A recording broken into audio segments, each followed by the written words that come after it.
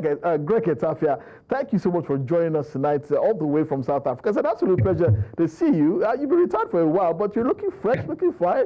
You seem as if you could pick up gloves anytime. Thank you so much. Thanks so much. Good evening to you and to the guests there and the viewers at home. Okay. Yeah, I mean, it's been a long time, and I'm so grateful for having me today. Okay. Well, let me start by saying you play for Lobby Stars. How does it feel to see Lobby Stars battling for relegation? Well, battling against relegation. I mean, it's difficult, you know. I mean, it's difficult because I remember I played for Lobby Stars, '99 before I went to the under-23. You know, we won. That was the first time, the Super 4 was playing Lagos. Exactly. We won the league at that moment with the likes of Bartholomew Beche. A lot of good players in that team.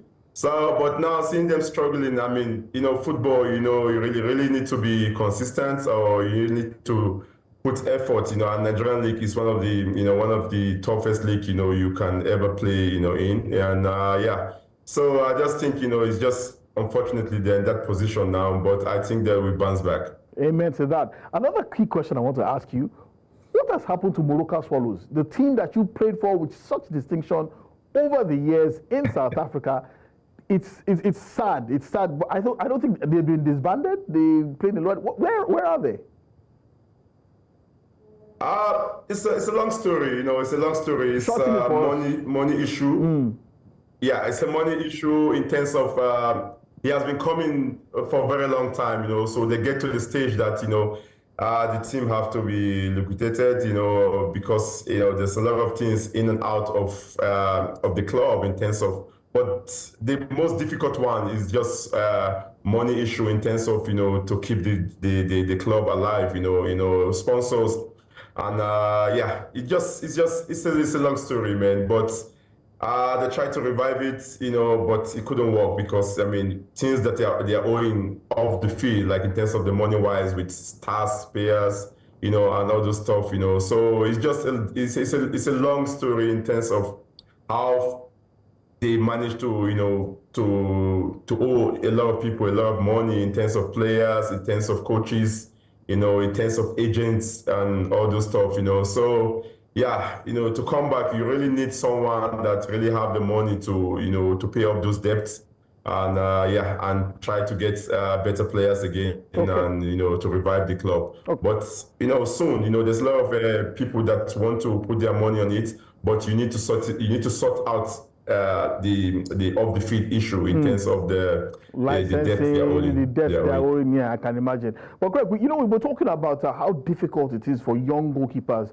in Africa now to get to the very top of their career. There have been issues regarding coaching, scouting. How difficult has it been? Is it now? You're now a coach. How difficult is it in terms of raising the next generation of goalkeepers who can who can basically follow in the footsteps of some of Africa's legends? It's very difficult. If you don't invest in youth, it's going to be very difficult because, the older ones are going to fade away. So the youth have to take over. Goalkeeping have evolved a lot now in terms of not just, staying in the goals and just catch balls. You have to be, a goalkeeper that can play with your foot. You need to read the game. Your anticipation need to be better. Your awareness in the game, how you command your area. So there's a lot of things that revolve in goalkeeping now, but you need to install that on the youths that are coming now. We have a lot of, Nigeria, we are blessed with a lot of good goalkeepers. We have top class goalkeepers, that, represent Nigeria both in the national team and the club side, So, but, for you to sustain that, you need to invest in the grassroots and teach them what revolve in terms of goalkeeping now, because you cannot just stay one place because we always have that mistake. We get stuck, stuck in one place and thinking that goalkeeping is all about saving the ball and the goals. Now he has gone beyond that. Now you have to do a lot of things that you become a better goalkeeper. Okay. Well, Greg, my concern is about the national team and Nwabali, our first choice goalkeeper. He has been having some emotional issues. He lost his parents late last year, and there was a game, I think a few weeks ago, where the coach regretted fielding him when he asked the coach to rest him because he was, having some emotional issues. Is it a cause for worry for us, going into the World Cup qualifiers against Zimbabwe and Rwanda next month? I need to get your thoughts on that.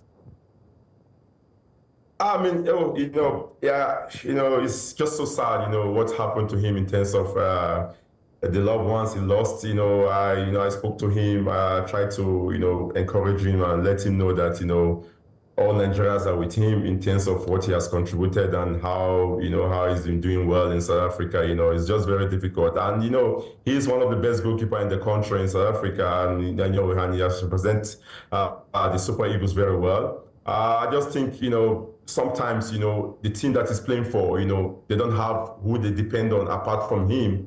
So they just have to, play him and in that difficult moment, and the coach came out and confessed that, he didn't supposed to play, but he has to play, But I mean, yeah, I think, I spoke to him several times. I tell him that, things, there's some things you need to let go and try to focus, because football is his life, and for him to be where he is now is football that he's playing. And right now he just needs to concentrate in terms of, getting himself back to where he belongs and try to help Nigeria. It's very difficult, if you're not in his shoe, you can't understand what he's feeling and how he's going through a lot of difficult moments. But I speak to him here time to time, trying to encourage him and trying to let him know that, yeah, he has to do what he has to do in terms of, making himself happy, and football give him that joy, and he's one of the best goalkeepers in the country. Yeah. So, yeah, I just hope, it's because his confidence is coming back gradually. I just hope, before the qualifier against Rwanda and Zimbabwe,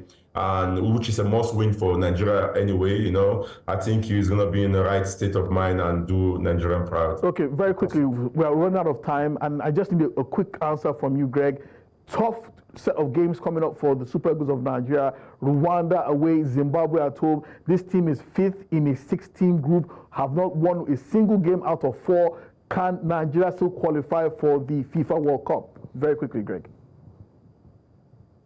You have 3 points in the group. Rwanda has 7 points. You have to beat Rwanda. There's no two ways about that. Yeah. You have to win, get your 6 points, and now you're back into the groove again. Okay. So there's no two story about that. Draw cannot help us. We just have to win our game. Amen. And I think the coach needs to hit the ground running. Amen. Amen to that. We've been speaking with former Nigerian international Greg Etafia. It's been a short but very interesting conversation. Thank you so much, Greg. We'll definitely be coming back to you because there's still so much we want to talk to you about regarding the Super Eagles of Nigeria, goalkeeping, and what has been a very entertaining career for you so far in South Africa. Thank you so much, Greg. We'll be reaching out to you shortly.